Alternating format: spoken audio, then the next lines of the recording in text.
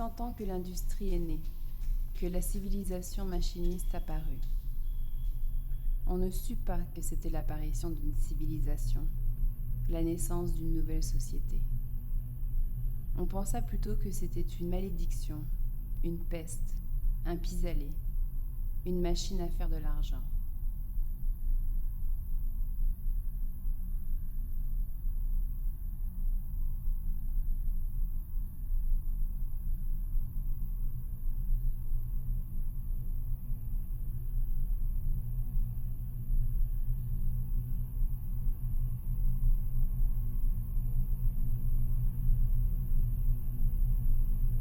Es-tu déjà allé sur la surface de la Terre?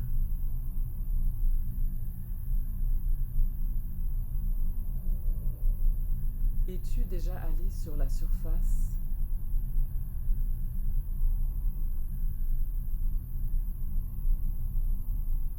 Une sonnerie retentit.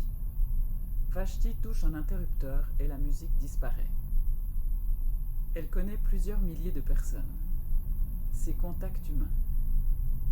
Mais quand elle entend, son visage blanc se plisse en un sourire et elle dit « Très bien, je vais m'isoler. Je ne m'attends à rien d'important durant les 5 prochaines minutes. Je peux te donner 5 minutes, Kuno. » Elle touche le bouton d'isolement afin que personne d'autre ne puisse les interrompre. Ensuite, elle touche la commande de lumière et la petite pièce s'assombrit.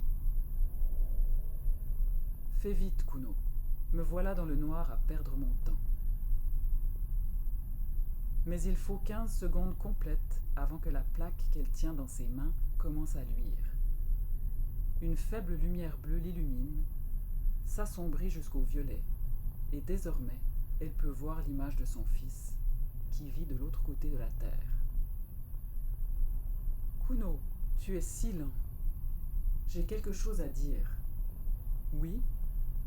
Je veux que tu viennes me voir. » Vashti observe son visage dans la plaque bleue. « Mais je peux te voir. Que veux-tu de plus? »« Je veux te voir, mais pas à travers la machine, » dit Kuno. « Je veux te parler, mais pas à travers la machine. » Il s'interrompt un instant, et elle suppose qu'il a l'air triste. Rien n'est moins sûr, car la machine donne seulement une idée générale des gens. Une idée assez bonne au bout du compte. Quelque chose d'assez bon avait été accepté depuis longtemps. « Je veux visiter la surface de la Terre. Tu dois venir, même si c'est seulement pour m'expliquer quel mal il y a à visiter la surface de la Terre. »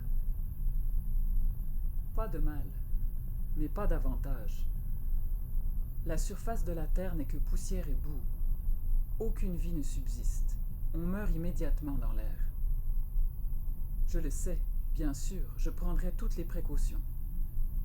C'est contraire à l'esprit du temps. Veux-tu dire par là contraire à la machine? Dans un sens, mais son image dans la plaque bleue s'efface. Il s'est isolé. Pour un instant, Vashti se sent seule. Ensuite, elle réactive la lumière et la vue de sa chambre parfaite la revigore. Il y a des boutons partout. Boutons pour demander de la nourriture, de la musique, des vêtements. Il y a le bouton qui produit de la littérature. Il y a les boutons par lesquels elle communique avec ses amis. La chambre, bien qu'elle ne contienne rien, est en contact avec tout ce qui lui importe au monde. La pièce est remplie du bruit des avis et des questions. Ensuite, elle éteint ses interlocuteurs, car il est temps de donner sa conférence. Les rassemblements publics avaient été abandonnés depuis longtemps. Ni Vashti ni son auditoire ne bougeaient de leur chambre. Assise dans son fauteuil, elle parlait, pendant qu'eux, dans leur fauteuil, l'écoutaient et la voyaient. Sa conférence, qui a duré 10 minutes, est bien reçue. Ensuite, elle mange, parle à de nombreux amis et fait venir son lit. Elle assombrit la pièce et dort. Au-dessus d'elle, en dessous d'elle et autour d'elle, la machine bourdonne. Elle ne remarque pas le bruit, car il est dans ses oreilles depuis sa naissance. Elle s'éveille et éclaire la pièce. Elle mange et échange des idées avec ses amis.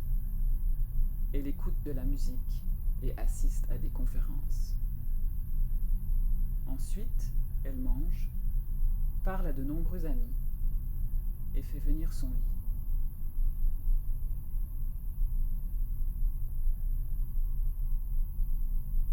Es-tu déjà allé sur la surface? Pas encore.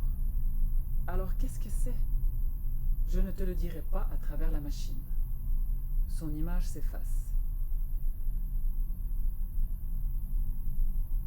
Elle appuie sur le bouton, la paroi se referme et elle voit le tunnel qui s'incurve hors de sa vue. Le voyage a commencé.